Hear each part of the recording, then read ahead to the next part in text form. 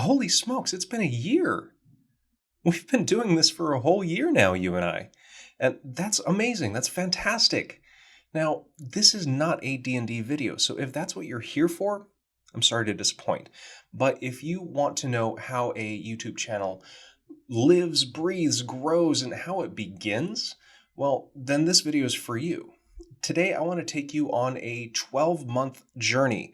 Actually, the journey's a lot longer than that, but I want to focus on Lunch Break Heroes as a concept, as a channel, and what its future looks like and how you can be a part of it. First of all, I don't think we've been properly introduced. You don't actually know who I am beyond the fact that I run some D&D games and a YouTube channel.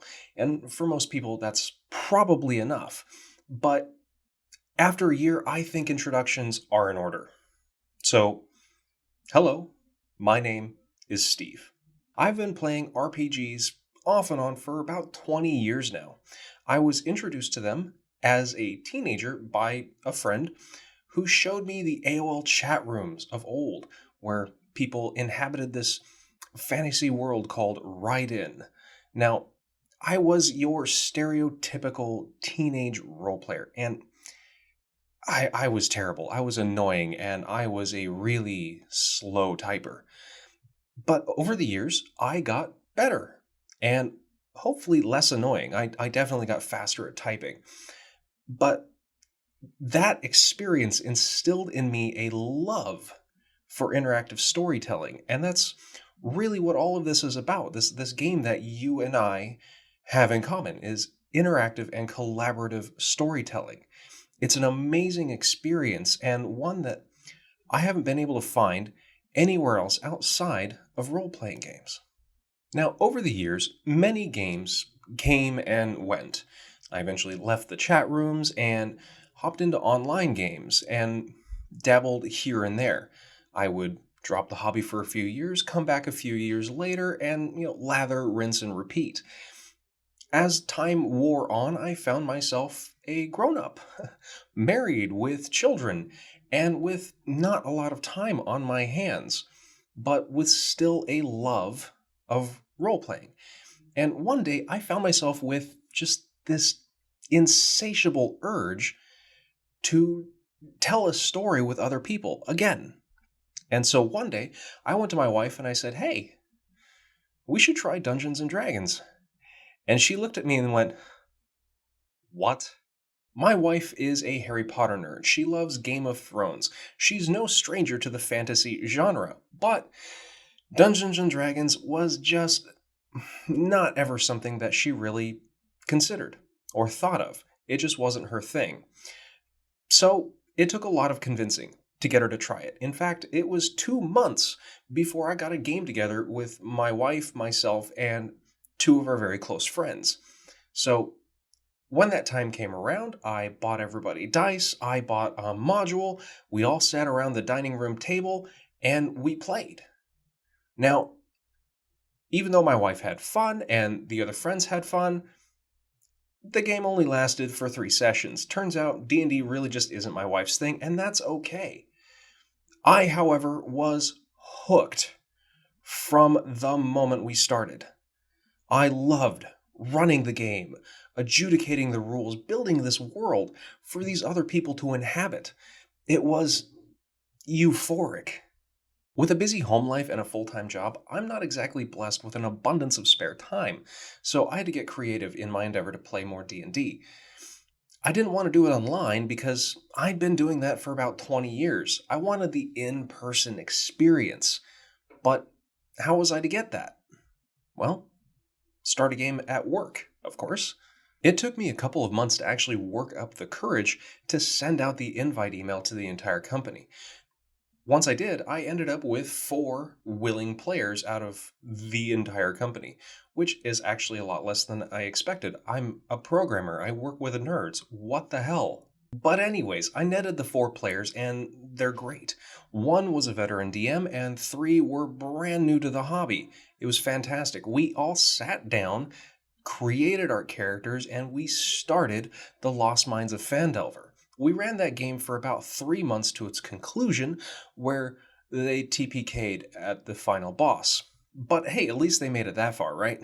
During our game, some of the players had an idea of creating a Twitch stream or some other video form of our game for others to watch.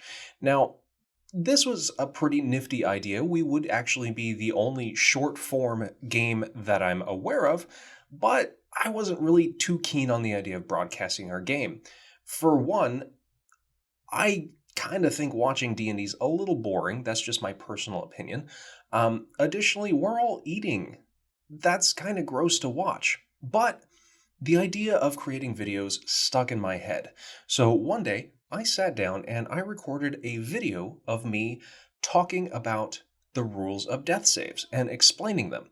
Now, this was as much to create a video and put the knowledge out there as it was to cement the knowledge in my head, because at the time, death saves were a little confusing to me. But in any case, on December 3rd, 2018, the first video was uploaded and Lunch Break Heroes was born. Since then, I've recorded 20 some odd videos, mostly focused around published module advice, guides, and tweaks, with a smattering of general advice here and there. And now we find ourselves a year later in December 2019. So let's take a look back at some of the numbers and what it looks like when a YouTube channel starts and what it looks like when it wraps up its first year. During the first month, Lunch Break Heroes received a grand total of 34 views with a whopping 56 minutes of watch time. We get that in a couple of hours now. As far as subscribers go, it took 50 days to get the first 10 people to subscribe. We get about 10 a day at this point. It took 4.5 months to get the first 100 subscribers and to get a custom YouTube URL. That was a big deal. I was really excited, probably way more than I should have, to have that little Lunch Break Heroes on the end of youtube.com. Also, back at the beginning, as you could probably surmise, Lunch Break Heroes made absolutely no money. In fact, it actually made negative money if you count the raw material investment. In terms of raw materials, what am I using? You might be curious, you might not, but I'll tell you. So I'm recording this on my Pixel 2 XL. I have a little cell phone tripod stand here, and it's actually sitting on a stack of books. In fact, here, hang on.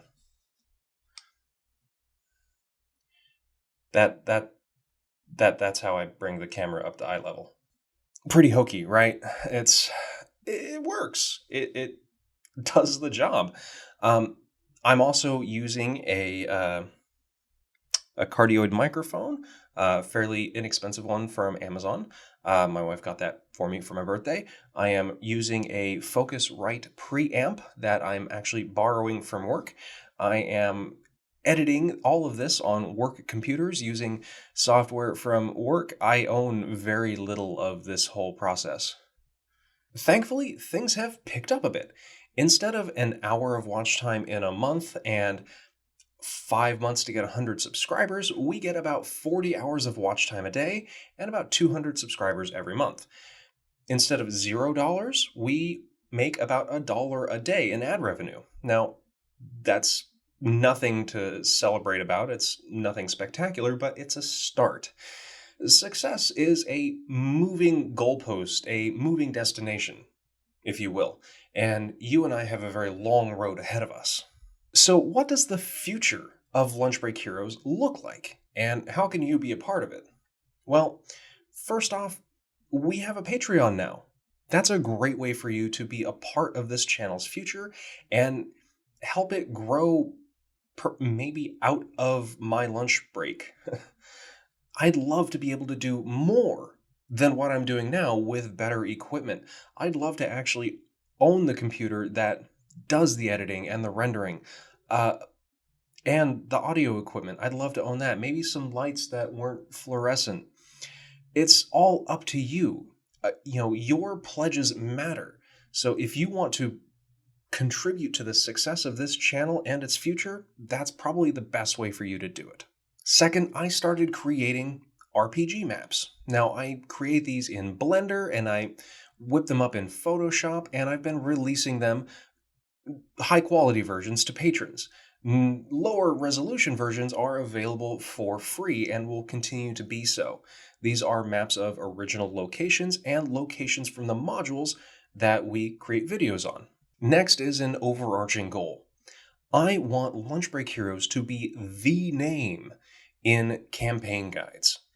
Whether it's telling you how to do it, rules as written, and giving you advice there, or whether it's going deeper into the tweaks and expansions, I don't know. What do you guys think? What do you like to see in these guide videos? Do you want more rules as written, here's how you do it? Or do you want more off the wall, here's some homebrew additions to these modules? What do you like to see? Tell me down in the comments below, and that'll really help us focus on that in the future. Now, in addition, if we want to become the name in guide videos, there has to be more of them. It can't just be Curse of Strahd and Lost Mines of Phandelver. It's got to be more. There's a lot more content out there.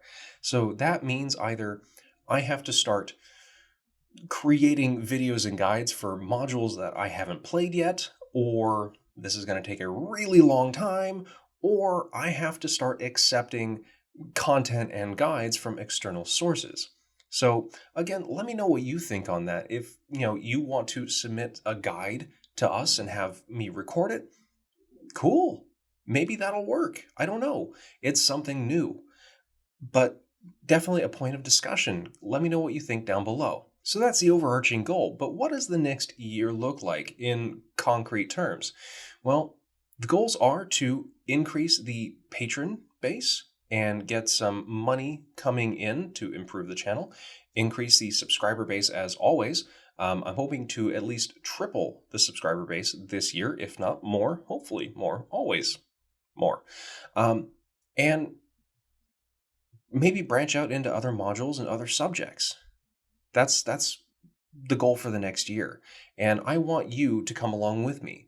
And even if you don't come along with me over the next year, I want to thank you from the bottom of my heart for being with me over the past 12 months. Your support and your involvement in the community has meant the world to me. I love interacting with you guys in the comments and even outside of YouTube, on Reddit or on Twitter or anywhere.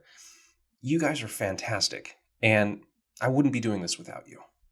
So thank you.